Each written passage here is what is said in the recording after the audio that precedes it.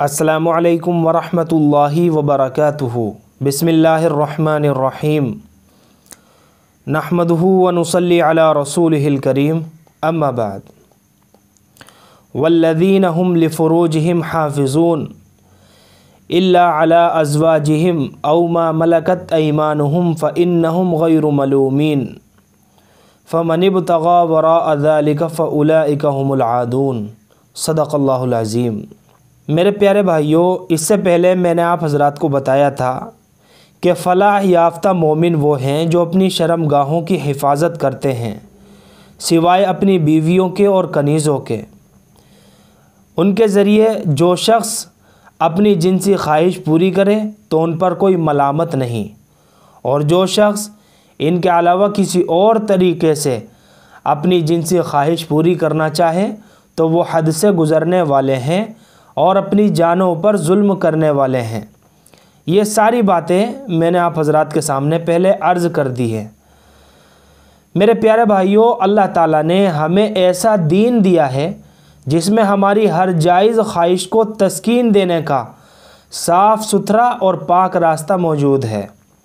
اس میں کوئی شک نہیں ہے۔ انسان کا جنسی جذبہ انسان کی فطرت میں داخل ہے، اور اس جذبے پر اللہ تعالیٰ نے کوئی قد و غن، کوئی پابندی عائد نہیں فرمائی، لیکن یہ بتا دیا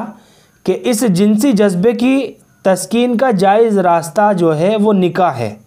اب اگر انسان اس راستے سے اس جذبے کی تسکین کرے تو یہ نہ صرف جائز ہے بلکہ باعث اجر و ثواب بھی ہے، لیکن اگر اس کے علاوہ کوئی اور راستہ تلاش کرے اور نکاح سے ہٹ کر بغیر نکاح کے اپنی جنسی خواہش کی تسکین کرنا چاہے تو یہ حد سے تجاوز ہے اور فساد کا راستہ ہے، فتنے کا راستہ ہے، اور یہ انسان کو تباہی کی طرف لے جانے والا ہے۔ میرے پیارے بھائیوں، میں آپ کو بتا دوں کہ جن معاشروں میں نکاح سے ہٹ کر بغیر نکاح کے جنسی خواہش کی تسکین کا دروازہ کھولا گیا وہ اخلاقی اعتبار سے اور معاشرتی اعتبار سے تباہی کا شکار ہوئے۔ آج مغربی یورپ اور امریکہ کی تہذیب کا دنیا میں ڈنکا بجا ہوا ہے، لیکن انہوں نے جنسی خواہش کی تسکین کے لیے نکاح کے علاوہ دوسرے راستے تلاش کرنے کی کوشش کی تو اس جنسی خواہش نے ان کو کتوں اور گدھوں اور بلیوں کی صفوں میں شامل کر دیا۔ بعض معاشرے تو ایسے ہیں میرے بھائیوں جن کے ریکارڈ پر یہ بات موجود ہے کہ یہاں کی 70-80% آبادی حرام کی اولاد ہے اور خاندانی نظام تباہ ہو چکا ہے، فیملی سسٹم ستیہ ناس ہو گیا، باپ بیٹے، ماں بیٹی، بھائی بہن کے تصورات ختم ہوتے جا رہے ہیں۔ آج مغربی دنیا کے مفکرین چیخ رہے ہیں، چلا رہے ہیں کہ ہم نے اس جہت سے اپنے آپ کو تباہی کے کنارے پر پہنچا دیا ہے۔ یہ اس لیے کہ قرآن کریم نے جو راستہ بتایا تھا میرے بھائیوں، نکاح کے ذریعے جنسی خواہش کی تسکین کرو، اس کو چھوڑ کر انہوں نے دوسرے راستے اختیار کر لیے۔ میرے پیارے بھائیوں، یہ اللہ تعالیٰ نے ایسا نظام بنایا ہے کہ اگر یہ جنسی خواہش کا جذبہ جائز حدود کے اندر ہے تو یہ جذبہ بقائے نوع انسانی کا جذبہ بنتا ہے اور انسان کو بہت سے فوائد پہنچاتا ہے، لیکن جس وقت یہ جذبہ جائز حدود سے آگے بڑھ جاتا ہے تو یہ جذبہ ایک نہ مٹنے والی بھوک اور نہ مٹنے والی پیاس میں تبدیل ہو جاتا ہے۔ اگر کوئی انسان ناجائز طریقے سے اپنی خواہش کو پوری کرتا ہے تو اس کا لازمی نتیجہ یہ ہوتا ہے کہ وہ پھر کسی حد پر نہیں رکتا، کسی حد پر اس کو قرار اور چین نہیں آتا، وہ آگے بڑھتا چلا جاتا ہے اور کبھی اس کی پیاس اور بھوک نہیں مٹتی۔ جیسے جو شخص استسقاء کا مریض ہوتا ہے وہ 1000 مرتبہ بھی پانی پی لے اور مٹکے کے مٹکے اپنے پیٹ میں داخل کر لے پھر بھی اس کی پیاس نہیں بجھتی۔ یہ میں مثال دی آپ کو۔ یہی صورتحال اس وقت ہوتی ہے جب جنسی جذبہ اپنی معقول حدود سے تجاوز کر جائے اور وہ جذبہ پھر کسی حد پر نہیں رکتا ہے۔ آج مغربی دنیا میں یہی صورتحال ہو رہی ہے کہ ایک طریقے سے جنسی خواہش کی تسکین شروع کی لیکن پوری تکمیل نہ ہو سکی، پھر اور آگے بڑھے، پھر بھی پوری تسکین نہ ہوئی تو پھر اور آگے بڑھے، پھر بھی تسکین مکمل نہ ہوئی، یہاں تک کہ اب صورتحال یہ ہے میرے بھائیوں کہ مغربی دنیا میں ایسے بے شمار واقعات سامنے آ رہے ہیں کہ اب بعض لوگوں کو جنسی خواہش کی تسکین اس وقت تک نہیں ہوتی جب تک وہ کسی خاتون کے ساتھ جنسی خواہش بھی پوری کرنے کے بعد اس کو قتل بھی کریں۔ میرے بھائیوں، اللہ ہم سب کی حفاظت فرمائے۔ مغربی دنیا کا یہ عجیب منظر ہے کہ جہاں ان کے معاشرے نے عورت کو اتنا سستا کر دیا کہ قدم قدم پر عورت سے تسکین حاصل کرنے کے دروازے چوپٹ کھلے ہوئے ہیں، کوئی قدوغن اور کوئی پابندی ان پر نہیں ہے، لیکن جن ملکوں میں عورت اتنی سستی ہے انہی ملکوں میں زنا بالجبر کے واقعات ساری دنیا سے زیادہ ہے، اور وجہ اس کی یہ ہے کہ رضامندی کے ساتھ جنسی خواہش کی تسکین کر لینے کے بعد بھی نفس کو قرار نہیں آیا، تو اب یہ خیال آیا کہ زبردستی کرنے میں زیادہ لذت اور زیادہ مزہ ہے۔ اور پھر زبردستی کی انتہائی حد یہ ہے کہ جس عورت سے جنسی تسکین حاصل کی جا رہی ہے اس کو اسی وقت میں قتل کرنا بھی جنسی تسکین کا ایک حصہ بن گیا ہے۔ آج اس معاشرے میں ایسے واقعات بھرے پڑے ہیں کہ اب فکر کرنے والے یہ سوچ رہے ہیں کہ ہم نے اپنے معاشرے کو کس تباہی کے دہانے پر پہنچا دیا ہے۔ میرے پیارے بھائیوں، قرآن کریم کا یہ کہنا ہے کہ جو لوگ اس نکاح کے بندھن سے ہٹ کر جنسی خواہش کی تسکین کا راستہ تلاش کرنا چاہتے ہیں وہ حد سے گزرنے والے ہیں، اور حد سے گزرنے کے بعد بھی ان کو کسی حد پر قرار نہیں آئے گا۔ اللہ تعالیٰ فرما رہے ہیں کہ ہم نے نکاح کے ذریعے تمہارے لیے ایک جائز راستہ پیدا کر دیا ہے، اس جائز راستے کی فضیلت رکھ دی ہے۔ اگر انسان اپنی بیوی کے ساتھ اپنے جنسی جذبے کی تسکین کرے تو یہ نہ صرف جائز ہے بلکہ اس پر بھی اجر و ثواب ملتا ہے، باقی اس کے علاوہ جتنے بھی راستے ہیں وہ سب حرام کر دیے۔ تو میرے پیارے بھائیوں، اب حرام راستوں اور طریقوں سے بچنے کے لیے اللہ تعالیٰ نے ایسے پہرے بٹھا دیے کہ اگر ان پہروں کا لحاظ رکھا جائے تو انسان کبھی بھی جنسی گمراہی میں مبتلا نہیں ہو سکتا۔ ان میں سے سب سے پہلے اپنی نظر کی حفاظت کا حکم دیا۔ رسول اکرم صلی اللہ علیہ وسلم نے ارشاد فرمایا، النظر سہم من سہام ابلیس، یعنی انسان کی نظر شیطان کے تیروں میں سے ایک تیر ہے۔ یعنی شیطان انسان کو اس نکاح کے ذریعے غلط راستے پر ڈالتا ہے اور اس نظر کو غلط جگہ پر ڈلوانا چاہتا ہے، اور اس کے نتیجے میں انسان کے دل میں فاسد خیالات پیدا ہوتے ہیں، اس کے دل میں فاسد جذبات ابھرتے ہیں، اور اس کے نتیجے میں بالآخر انسان کو عملی گمراہی کی طرف لے جاتا ہے۔ میرے پیارے بھائیوں، قرآن کریم میں اللہ تعالیٰ نے ارشاد فرمایا، قُل لِّلْمُؤْمِنِينَ يَغُضُّوا مِنْ أَبْصَارِهِمْ وَيَحْفَظُوا فُرُوجَهُمْ، جس کا ترجمہ یہ ہے، آپ مومنین سے کہہ دیں کہ اپنی نگاہوں کو نیچی رکھیں اور اپنی شرمگاہوں کی حفاظت کریں۔ گویا کہ یہ بتلا دیا کہ شرمگاہوں کی حفاظت کرنے کا سب سے پہلا طریقہ یہ ہے کہ اپنی نگاہوں کی حفاظت کرو۔ یہ نگاہ غلط جگہ پر نہ پڑے، کسی نامحرم عورت پر لذت لینے کی غرض سے نگاہ ڈالنا زنا کی سب سے پہلی سیڑھی ہے۔ ایک حدیث میں نبی اکرم صلی اللہ علیہ وسلم نے ارشاد فرمایا، العینانی تزنیانی وزناہما النظر، یعنی آنکھیں بھی زنا کرتی ہے اور ان کا زنا دیکھنا ہے۔ آنکھوں سے غیر محرم کو لذت حاصل کرنے کی غرض سے دیکھنا یہ زنا کی پہلی سیڑھی ہے۔ شریعت نے اس پر پابندی عائد فرما دی ہے۔ آج کل میرے بھائیوں، معاشرے میں جہاں چاروں طرف انسان کی نگاہ کو پناہ نہیں ہے، چاروں طرف فتنے پھیلے ہوئے ہیں، اس موقع پر یہ حکم دیا گیا ہے کہ نگاہ کو نیچی رکھو، اپنی نگاہ کا غلط استعمال نہ کرو۔ آج کا نوجوان یہ کہے گا کہ نگاہ کو نیچے رکھ کر اور چاروں طرف سے آنکھیں بند کر کے چلنا بڑا مشکل کام ہے، اس لیے کہ کہیں بورڈ پر تصویر نظر آ رہی ہے اور کہیں اخبارات میں تصویریں نظر آ رہی ہیں، کسی رسالے کو دیکھو تو اس میں تصویر موجود ہے، بازار سے کوئی چیز خریدو تو اس پر تصویر موجود ہے، کہ بے پردہ عورتیں ہر جگہ باہر چلتی پھرتی نظر آ رہی ہیں، اس لیے نظریں بچانا تو بڑا مشکل کام ہے۔ میرے پیارے بھائیوں، لیکن اس مشکل پر قابو پانے کے لیے ذرا اس پر غور کرو کہ یہ آنکھ جو اللہ تبارک و تعالیٰ نے ہمیں عطا فرمائی ہے یہ کیا چیز ہے۔ یہ ایک ایسی مشین اللہ تعالیٰ نے ہمیں عطا فرمائی ہے جو پیدائش سے لے کر مرتے دم تک بغیر کسی پیسے اور بغیر محنت کے یہ مشین کام کر رہی ہے،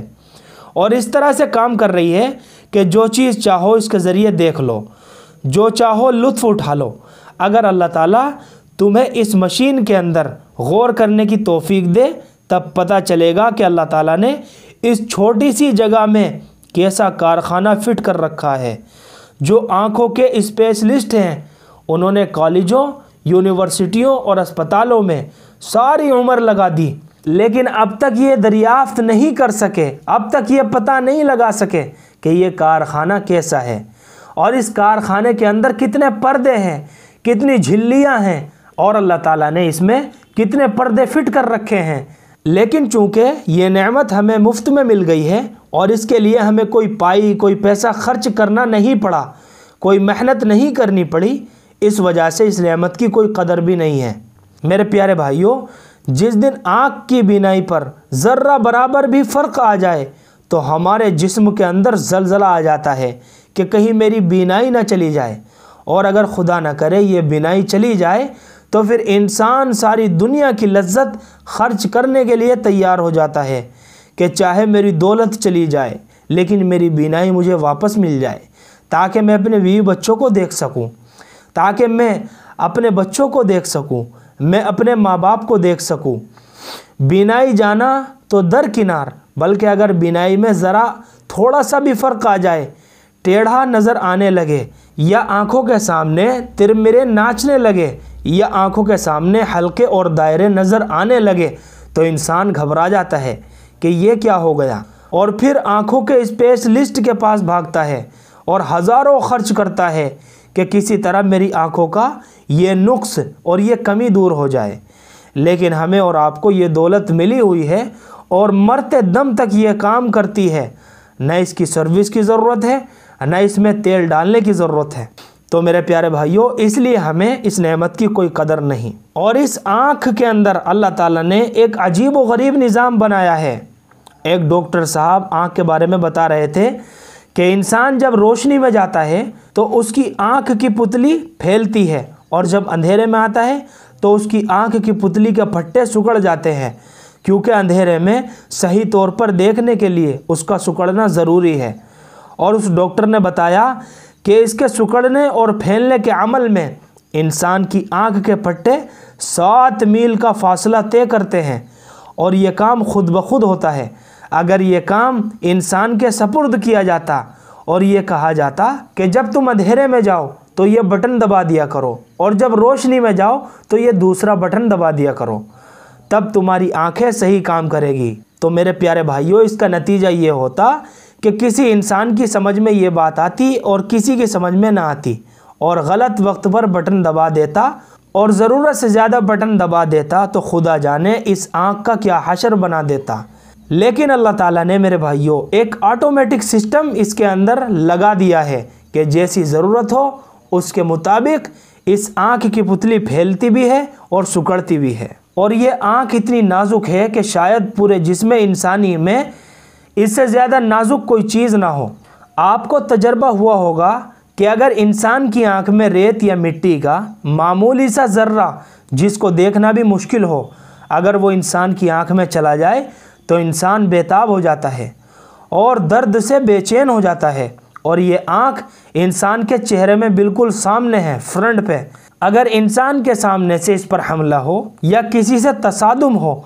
تو اس کی چوٹ سب سے پہلے انسان کے چہرے پر پڑتی ہے۔ لیکن آنکھ کی حفاظت کے لیے اللہ تعالیٰ نے 2 پہرے دار بٹھا دیے۔ یہ ماتھے کی ہڈی اور رخسار کی ہڈی، ان دونوں ہڈیوں کے قلعے میں انسان کی آنکھ کو رکھ دیا تاکہ اگر چہرے پر کوئی چوٹ پڑے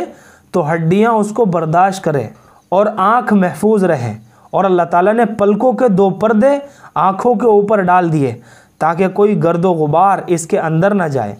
اگر کوئی مٹی یا گرد و غبار بھی اڑ کر آئے گا تو یہ پلکیں اس کو اپنے اوپر لے لیں گی اور آنکھوں کو بچا لیں گی۔ جب انتہا ہو جائے تب جا کر آنکھ پر چوٹ پڑتی ہے، ورنہ آنکھ کی حفاظت کے لیے اللہ تعالیٰ نے یہ خود کار نظام بنا دیا ہے کہ ان کے ذریعے انسان کے چہرے کا حسن بھی ہے اور اس آنکھ کی نعمت کی حفاظت بھی ہے۔ تو یہ سب انتظام میرے بھائیوں اللہ تعالیٰ نے کر رکھا ہے، اور اس انتظام کے لیے کوئی پیسہ نہیں مانگا کہ جب تم اتنے پیسے دو گے تو آنکھ ملے گی، بلکہ یہ خود کار مشین پیدائش کے وقت سے تمہارے حوالے کر دی ہے۔ صرف اتنا فرمایا کہ یہ سرکاری مشین ہے، اس کو جہاں چاہو استعمال کرو، صرف چند جگہ ہیں ان میں اس کو استعمال بالکل بھی نہ کرنا۔ اس آنکھ کے ذریعے آسمان کو دیکھو، زمین کو دیکھو، اچھے مناظر کو دیکھو، باغات کو دیکھو، پھلوں کو دیکھو، پھولوں کو دیکھو، دریاؤں اور نہروں کو بھی دیکھو اور ان سے لطف اٹھاؤ۔ صرف دو چیزوں سے بچو، ایک یہ کہ کسی نامحرم عورت پر لذت لینے کی نیت سے نگاہ مت ڈالو، اور کسی انسان کی طرف حقارت کی نظر سے مت دیکھو۔ یہ دو جگہ بتائی، بس آپ کے اوپر یہ دو پابندیاں ہیں، باقی سب کچھ دیکھنا تمہارے لیے حلال کر دیا ہے۔ اللہ تعالیٰ کی دی ہوئی اس سرکاری مشین کو جتنا چاہو استعمال کرو۔ اگر پھر بھی انسان کہے کہ یہ کام تو بڑا مشکل ہے، ساری کائنات کا نظام دکھانے کے لیے اللہ تعالیٰ نے اتنا بڑا انتظام تمہیں دے رکھا ہے، خدا نہ کرے اگر کسی دن تمہاری آنکھ کا پردہ پھٹ جائے، خدا نہ کرے کسی دن تمہاری آنکھ کی بینائی جاتی رہے، اس وقت اگر تم سے یہ کہا جائے کہ یہ بینائی تمہیں واپس تو مل جائے گی لیکن شرط یہ ہے کہ فلاں فلاں چیز تم نہیں دیکھو گے، تو جواب میں وہ شخص کہے گا کہ ساری زندگی ان چیزوں کو کبھی نہیں دیکھوں گا، لیکن مجھے میری بینائی واپس کر دو تاکہ اس کے ذریعے میں اپنے بیوی بچوں کو دیکھ سکوں، اپنے بھائی بہنوں کو دیکھ سکوں، میں اپنے گھر کو دیکھ سکوں۔ اس وقت تو بانڈ لکھنے کے لیے تیار ہو جائے گا، اس لیے کہ بینائی جا چکی ہے اور اب کے واپس آنے کا کوئی راستہ بھی نہیں ہے۔ مگر اللہ تعالیٰ نے بانڈ لکھوائے بغیر تمہیں یہ نعمت دے رکھی ہے، لیکن یہ نعمت دینے کے بعد اللہ تعالیٰ فرما رہے ہیں کہ جس جگہ یہ بینائی استعمال کرنے کے لیے دی ہے صرف اس جگہ استعمال کرو، اور اگر صرف اس جگہ پر استعمال کرو گے تو اس کے نتیجے میں تمہارے اعمال نامے میں نیکیوں کے ڈھیر لگتے چلے جائیں گے اور آخرت میں اجر و ثواب کے خزانے اکٹھے ہو رہے ہیں۔ چنانچہ حدیث شریف میں حضور اکرم صلی اللہ علیہ وسلم نے فرمایا، اگر کوئی شخص اپنے ماں باپ کو ایک مرتبہ محبت کی نظر سے دیکھے تو ایک نگاہ ڈالنے سے ایک حج اور ایک عمرے کا ثواب ملتا ہے۔ ایک اور حدیث میں حضور اکرم صلی اللہ علیہ وسلم نے فرمایا کہ ایک شوہر اپنے گھر میں داخل ہوا اور اس نے اپنی بیوی کو محبت کی نگاہ سے دیکھا اور بیوی نے اپنے شوہر کو محبت کی نگاہ سے دیکھا تو اللہ تعالیٰ دونوں کو رحمت کی نگاہ سے دیکھتے ہیں۔ آپ دیکھیے کہ نگاہ کو صحیح جگہ پر استعمال کیا تو اللہ تعالیٰ نے نیکیوں کے ڈھیر لگا دیے۔ خدا نہ کرے اگر آدمی اس نگاہ کو غلط جگہ پر استعمال کرے اور اس کے ذریعے نامحرموں کو لذت لینے کی غرض سے دیکھے تو اس نگاہ کے بارے میں فرمایا کہ شیطان کے زہر کے بھجے ہوئے تیروں میں سے ایک تیر ہے۔ آج ہم لوگ یہ کہتے ہیں کہ آج کے دور میں اپنی آنکھوں کو بچانا بڑا مشکل کام ہے، اس لیے کہ ڈھونڈنے سے بھی ملتی نہیں آنکھوں کو پناہ، کہاں جائیں اور کس طرح بچیں؟ تو اس سے بچنے کا طریقہ یہ ہے میرے بھائیوں کہ تم یہ تصور کرو کہ آج اگر ہماری بینائی جاتی رہے گی اور پھر کوئی تم سے یہ کہے کہ تمہاری بینائی واپس مل جائے گی، لیکن شرط یہ ہے کہ اس بینائی کو کسی نامحرم کو دیکھنے میں استعمال نہیں کرو گے۔ اگر یہ پکا وعدہ کرو اور پختہ عہد کرو اور لکھ کر دو تب بینائی تمہیں واپس ملے گی، ورنہ نہیں ملے گی۔ تو بتاؤ کیا تم اس وعدہ کرنے اور لکھنے پر تیار ہو جاؤ گے یا نہیں؟ کون سا انسان ہے جو لکھنے اور وعدہ کرنے کے لیے تیار نہیں ہوگا؟ اور کون انسان ہوگا جو یہ کہے گا کہ اگر میں نامحرم کو نہیں دیکھ سکتا تو پھر مجھے بینائی نہیں چاہیے؟ بتاؤ کوئی انسان ایسا کہے گا؟ ہرگز نہیں کہے گا۔ اگر تم اس وقت وعدہ کرنے اور لکھ کر دینے کے لیے تیار ہو جاؤ گے تو جس مالک کریم نے وہ بینائی تم سے کوئی معاہدہ کیے بغیر پہلے سے تمہیں دے رکھی ہے اور بعد میں وہ مالک تم سے یہ مطالبہ کر رہا ہے کہ اس نگاہ کو غلط استعمال نہ کرو، تو پھر تمہیں کیوں مشکل نظر آتی ہے؟ پھر کیا پریشانی لاحق ہوتی ہے؟ لہذا جب یہ بدنظری کا موقع سامنے آئے تو یہ تصور کر لو کہ اگر میں بد نظری کروں گا تو میری بینائی چلی جائے گی، میرے پیارے بھائیوں، حقیقت یہ ہے کہ جب انسان اپنی بینائی کو اللہ تعالیٰ کی نافرمانی میں استعمال کرتا ہے تو حقیقت میں بینائی نہیں ہے بلکہ وہ اندھا پن ہے، اور بینائی تو اس کی جا چکی ہے۔ قرآن کریم نے فرما دیا ہے وَمَنْ كَانَ فِي هَذِهِ أَعْمَى فَهُوَ فِي الْآخِرَةِ أَعْمَى وَأَضَلُّ سَبِيلًا۔ لہذا انسان یہ عہد کر لے کہ میں اس نگاہ کو غلط جگہ پر استعمال نہیں کروں گا۔ اللہ تعالیٰ نے انسان کی ہمت اور حوصلے کے عہد میں بڑی طاقت رکھی ہے۔ میرے پیارے بھائیوں، یہ انسان کی ہمت ربڑ کی طرح ہے، اس کو جتنا چاہو کھینچ لو۔ جب انسان اس ہمت کو استعمال کرتا ہے تو اللہ تعالیٰ اس ہمت میں برکت اور ترقی عطا فرماتے ہیں۔ بہرحال تو میرے پیارے بھائیوں، اس نگاہ پر دو پابندیاں لگائی گئی ہیں، ایک یہ کہ نامحرم عورت کو لذت کی نگاہ سے دیکھنا، اور دوسرے یہ کہ کسی مسلمان کو حقارت کی نگاہ سے دیکھنا، کسی مسلمان پر حقارت کی نظر ڈالنا، یہ بھی آنکھ کا گناہ ہے۔ ان دونوں گناہوں سے بچنے کا اہتمام کر لیا جائے تو انشاءاللہ زندگی درست ہو جائے گی، اور خیالات اور جذبات بھی پاکیزہ ہوں گے، اور اللہ تعالیٰ بھی راضی ہو جائیں گے، اور آخرت کی بھی تیاریاں ہو جائے گی۔ اور اگر یہ طریقہ اختیار کیا کہ اللہ تعالیٰ کی دی ہوئی مشین کو علل اطلاق استعمال کر رہے ہیں، اس پر کوئی قید اور کوئی پابندی نہیں لگا رہے ہیں، تو یہی آنکھ آپ کو جہنم کے گڑھے میں لے جا کر ڈالے گی۔ اللہ ہم سب کی حفاظت فرمائے، اور اللہ تعالیٰ کے عذاب کا مستحق بنا دے گی۔ اس لیے اس آنکھ کی حفاظت کی ضرورت ہے۔ اللہ تعالیٰ ہم سب کو اپنی آنکھوں کی حفاظت کرنے کی توفیق عطا فرمائے، آمین۔ وآخر دعوانا ان الحمد للہ رب العالمین۔